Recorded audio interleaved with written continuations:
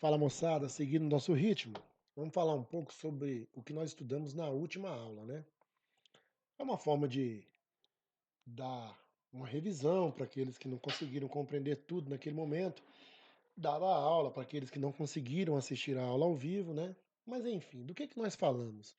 Nós falamos de processos de eletrização.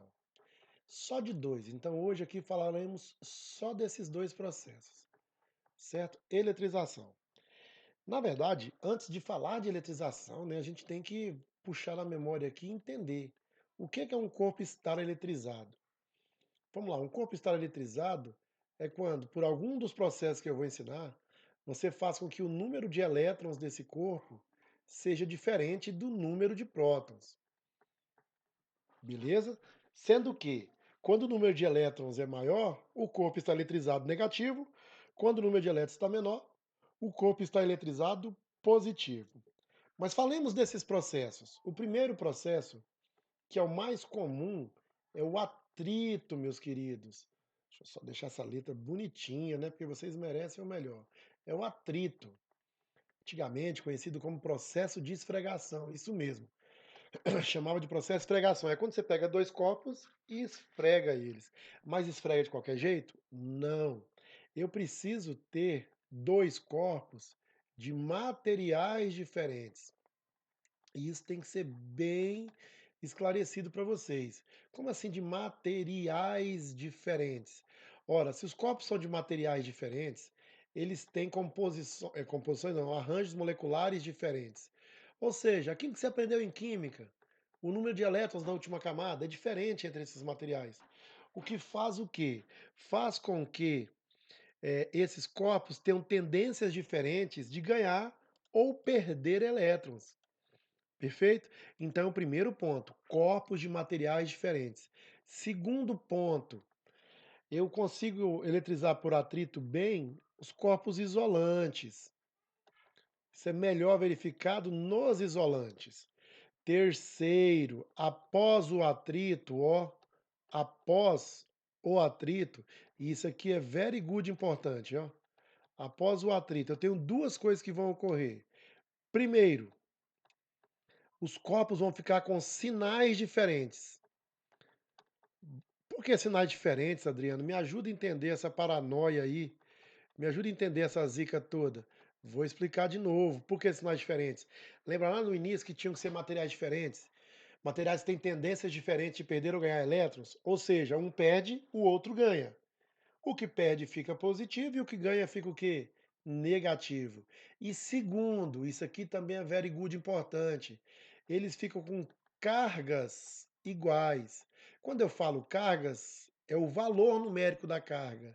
Carga numérica igual. Vamos escrever assim para ficar mais fácil de vocês entenderem. Numérica, numérica igual.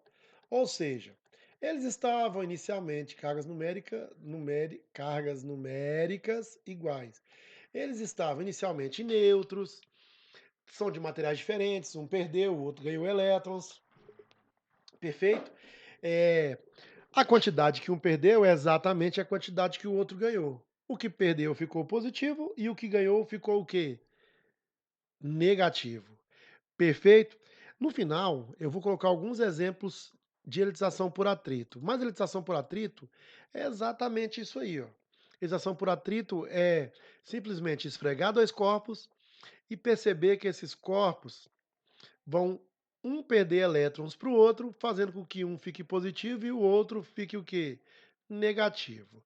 O outro processo de elitização bastante utilizado é o processo de elitização por contato. Diferente do atrito, esse aqui não pode esfregar, porque se esfregar, virou atrito. No contato, vamos lá. Primeiro, ele vai ser melhor observado nos corpos condutores. Se não vai ter o atrito para esfregar e favorecer a transferência de elétrons, corpos isolantes não vão surtir um efeito muito efetivo quando se eletriza por contato. Segundo, e isso aqui também é importante, pelo menos, olha só, pelo menos, pelo menos um dos corpos, um dos corpos envolvidos, você pode ter 2, 3, quantos corpos forem, dos corpos, um dos corpos envolvidos deve estar previamente eletrizado. Estar previamente eletrizado. Ou seja, se você pegar dois corpos neutros e encostá-los previamente, vamos lá, Adriano, porque que é um N, previamente eletrizado. Se você pegar dois corpos, ambos neutros, e fazer contato entre eles, nada vai ocorrer. A não ser que você esfregue eles, e sendo condutores, mesmo assim essa eletrização não vai ser efetiva. Então, eu preciso que pelo menos um deles esteja eletrizado. Beleza? Pelo menos. Pode ser os dois? Pode, sem problema. Mas pelo menos um eletrizado. E por último, e não menos importante, após o contato. Olha só. Após o contato. Meus queridos, agora que vem um detalhe, porque isso aqui diferencia do atrito. Após o contato, o que aconteceu com o atrito? Vocês lembram? Eles tinham, olha só, lá no atrito, sinais diferentes e cargas numéricas iguais. Aqui no contato, prestei-vos bastante atenção no que eu vou falar. Sempre vão ficar com sinais iguais após o contato. Sinais iguais. Beleza? E isso vai depender da carga de cada um. Por exemplo, se eu encostar dois corpos, um positivo e um negativo, o sinal após o contato dos dois será o sinal do corpo de maior carga. Mas vamos lá. E depende também das dimensões do corpo.